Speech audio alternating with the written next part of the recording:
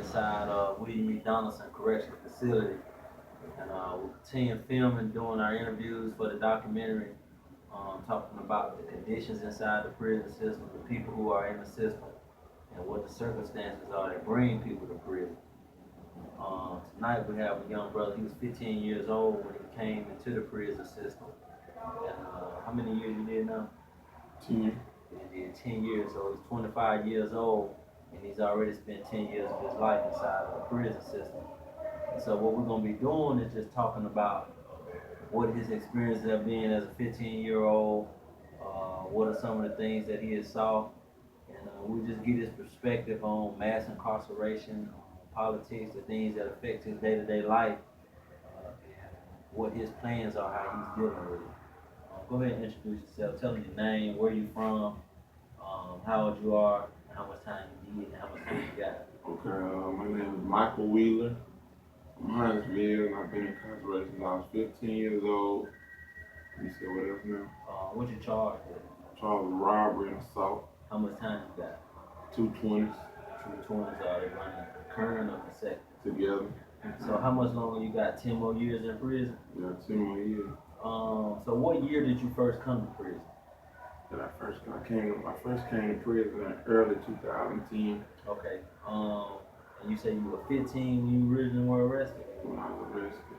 And they had you in the county, they certified you, took you to the adult jail. They didn't even certify me. I was in jail. They brought me up to I was going to court for something else the day before, and they just came and got me before I could even go to the court and get sentenced. They came and got me. And a police officer and I think it was a detective anyway, but they came and got me, and I just seen my mother outside the courtroom crying. Wonder what went on. They questioned me. Without my mother being there, that's something that I discovered by me reading and being incarcerated in law library, that they're not even supposed to question me without a legal guardian when I'm 15 years old, so they questioned me enough. So they just took me straight to the county, put me in a booking cell for about 2 days, and sent me to population in the county. Okay, did you have a bond at that time? Mm-hmm. You just wasn't able to post a bond. Yeah. So at 15 years old, you was going to juvenile court. Mm-hmm. They appeared at juvenile court and arrested you and took you to adult court right there on the spot. Right. And from that, you've been incarcerated ever since that day right there. And that was 10 years ago. Mm-hmm. Okay, 2006. Briefly, what all have you accomplished, achieved positive since you've been here these 10 years? You got your GED? I got brick mason. I received brick mason. I got every program that they offer here in this prison. Do you have your GED? Not yet. Okay. Are you in GED school? Mm-hmm. Why not? Because the process sometimes is. Like the first time I got tried to apply for GED, it took them a year and a half, them 2 years to put me in there. So now I'm waiting now. I signed up for trade just to get something to get barbering trade, but sometimes it takes them 2 years for them to even get you in there. Then they was walking down the hallway, throwing books away. We were trying to get a couple of books. They just walk down the hall with a cart of books and threw all them away out the AV. And I met you in segregation. Right. So you've been in and out of seg a few times, but I mean, you came to prison when you was 15. Do you feel like there was anything here to help you as a 15-year-old? Well, you spent some of the time in the county jail. What is it like for a 15-year-old child being placed into a jail? It's an experience. It's an experience. What I've received here from the Department of Corrections, I received nothing. So what you do on a day-to-day basis? You're not in trade school. Other than that, so what you do? You just in the block all day, every day? You just locked in the block all day, every day. There's nothing. You're seeing nothing but the same thing. It's high. What is it? What are you seeing? What's out there in general public? What does the person see? No, I'm talking about the physical structure. I mean, just describe what's on the other side of that door for people who are watching. I know you got 2 TVs. You got 2 TVs, about 6 benches on this side, a couple benches, couple of throw-down tables, and just a whole bunch of lost people. Are there educational material out there? No Any books out there? no No bookshelves, no encyclopedias, nothing. dictionaries, No, pencil, paper, notepad? they don't provide you. Are there any programs out there? Do you get to attend any classes during the day? So you just in a black hole, just inside of a box being warehoused. You've been doing that for 10 years now. You already so you've almost been in prison for as many years as you've been on the earth. Did you kill anybody? No. You're not in for a murder case? Did you shoot anybody? Yeah, I shot the individual. You did. But you did 10 years. You've already did 10 That's years. more than enough time to been done for that. And this is a max count. So what that mean? Tell them what type of facility it is. This is William Down from West Jefferson. I think you know what it is. This is a level 6 security prison, the highest level security prison in Alabama. You're here. And you've already done 10 on your 20. 7 of them. 7 of Have them. you had parole date yet? Have you been up for parole yet? Yeah. What happened? They turned me down for 3 years. Denied you for 3 years. For what reason? No reason I had every certificate. They said I had a problem with authority. I never had any write-ups about fighting with the officers. I've never had any disciplinary reports or any of that. You ever had any failure to obey? Not at all. So what do you think about the system? I mean, you've been here, you've seen Free Alabama movement come into existence, you saw some of the things going on. What do you see, what your future hold for you in the DOC? What do you see the next 12, 24, 36 months of your life being occupied with? If you have an election, a new president, where do you see yourself in the scheme of what's going on in the world today as a black man in prison reading McDonald's? This is as far as inside or outside. Whatever you see, it's on you. Well, first of all, the election, you got Hillary Clinton running for president. There's more incarceration. More incarceration for myself. I mean, I have my own goals and aspirations, things that I want to accomplish, but as far as anything that's being offered by DLC, there's nothing but trouble. You know what I'm saying? Nothing but this physical, this oppression, this continuous oppression. What do you mean by oppression? What goes on around here that you consider to be oppression? I mean, it's the same thing. The same thing that slaves went through on the plantation. You know what I'm saying? They use semantics to, or as if we're not even humans, you know, like back in those times, the same thing that happened, just modern day, just modernized it, just took us out of cattle slavery, you know what I'm saying? And they have us under this economic slavery. It's just a different form of slavery. But the same thing, it's the same physical force, you know what I'm saying? The brutality, the same thing, the same undermining. It's the same thing. Who is responsible? Who do you see responsible for a lot of the things? I mean, you say brutality. What type of brutality? What are you talking about? I mean, just for example, if they tell an inmate to get on the wall, and the inmate or just, you know what I'm saying, just something out of line just because they can, just because they have the shield. And then when the inmate like, what's going on? Like we got a brother that I'm taking care of now, Mr. Mafandi. Yeah, he's 76 years old, and I'm taking care of him or whatever. He's not even supposed to be. He's supposed to be in a, you know what I'm saying, a better environment than this. Right here, I just had a few words with the officer about speaking to the officer about trying to get him to the infirmary. And it's here it is, 11:30. He still hasn't. He's supposed to go at 8:30. But that just shows you. So what day is today? You say you just got through having a confrontation with an officer about an elderly person trying to get to the infirmary. They're supposed to be at 8:30. It's what time? 11:30. Okay, what's his name? So if someone looking and we can go back and check the logs in the infirmary, the logs in the cube, and check this man's name, and you saying that it'll show he's been deprived of medical care, 76 years old for 3 hours already. What's the date? 2nd. July 2nd, 2016, 11:30. What's his name? Richard Mafandi Lake. Richard Mafandi Lake. And you saying he's scheduled to be in the infirmary tonight at 8:30. And he didn't be in it, it's 11:30, 3 hours. 11:30. Okay. If y'all want to check that and verify that, y'all just heard it. Richard Lake. Say he's 76 years old, supposed to be in the infirmary at 8:30, still 11:30, still hasn't been attended to yet. He said he's had words with the officer. I done had words with the officer tonight too about the same thing. So I went up there early trying to see why they want. They were saying they was counting me. And so these are the type of conditions that cause people to die in prison. He done had how many strokes already? About 3 or 4, Yeah. 5. A couple. So just in these little 7 months that I've been gone.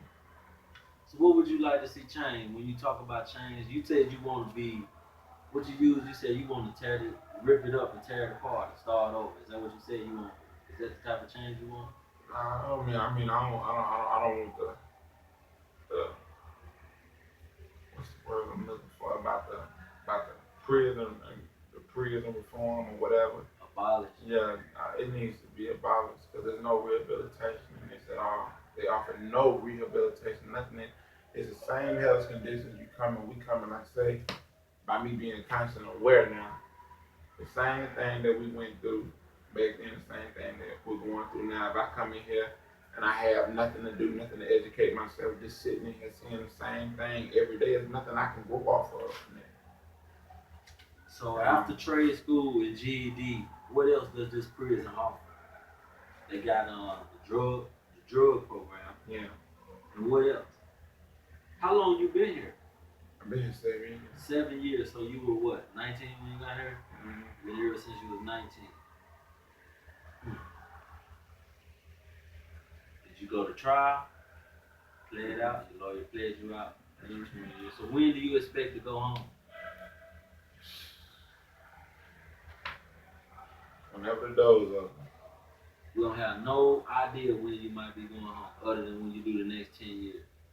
Parole and nothing guaranteed. Parole, that's just parole that's a joke. Parole board is a joke. That's something that they use as a tool to you behave yourself and you be a good slave. We might. Yeah. We might let you go. That's how I go. I might think about it. But what about, you said Hillary Clinton.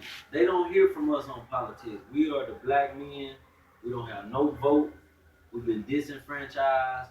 And we are subject to economic oppression. So our voice really is not even really heard. They don't allow the media in. And we're limited into the media that we can get out. So our voice is a voice that has never been heard on this platform. What about Hillary Clinton? What do you feel about Hillary Clinton, Bernie Sanders, Donald Trump, the election, the things that you're seeing? We'll start with Hillary Clinton. What do you think about Hillary?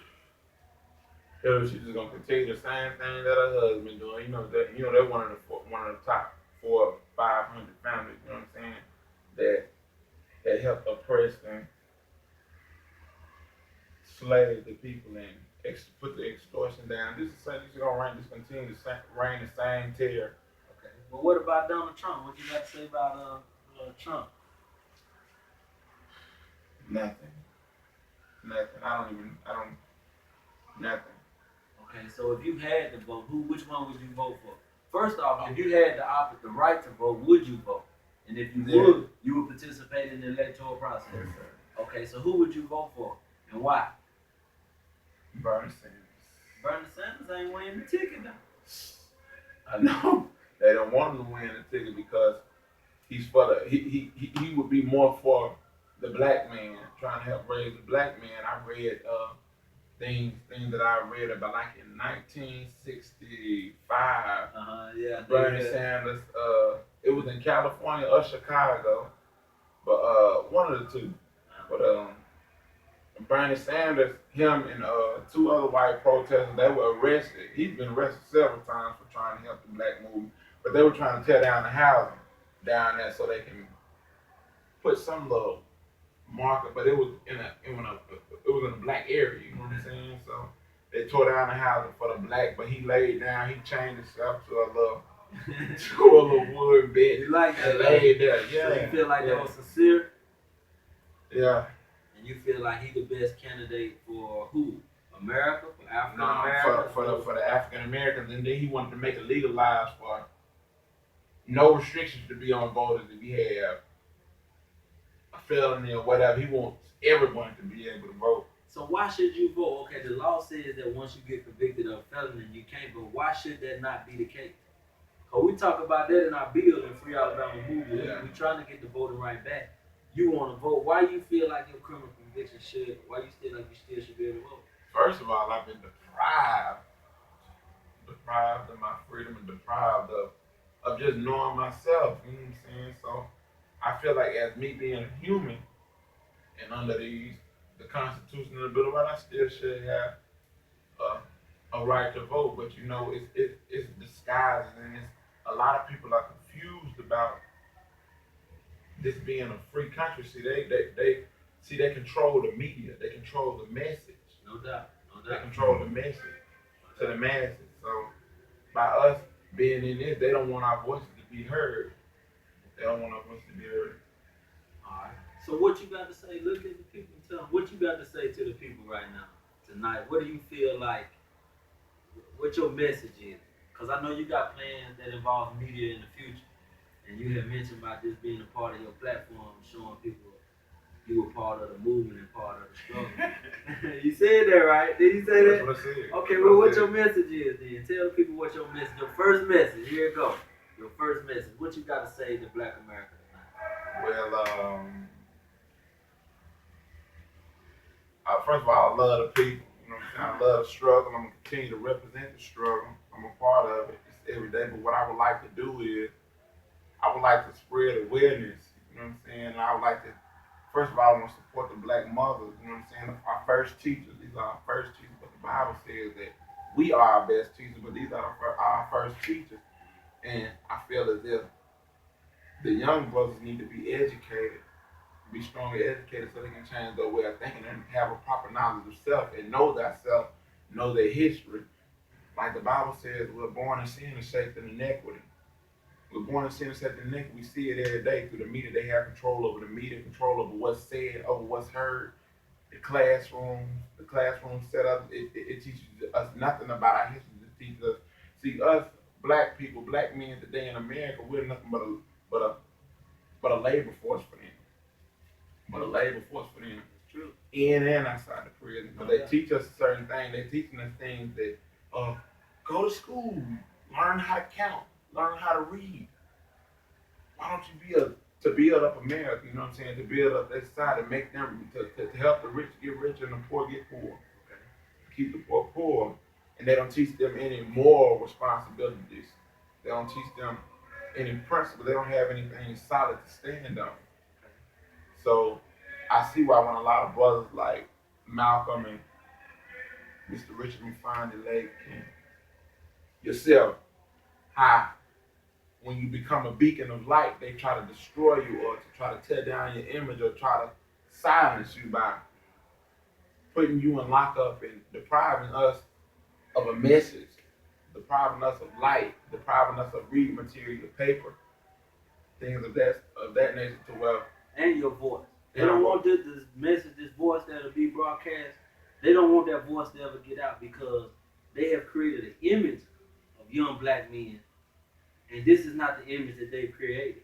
And so this message is supposed to be a hidden message. No one ever supposed to hear this because your voice is silent. You've been disenfranchised, so you are property of the state. But we have found a way to overcome that.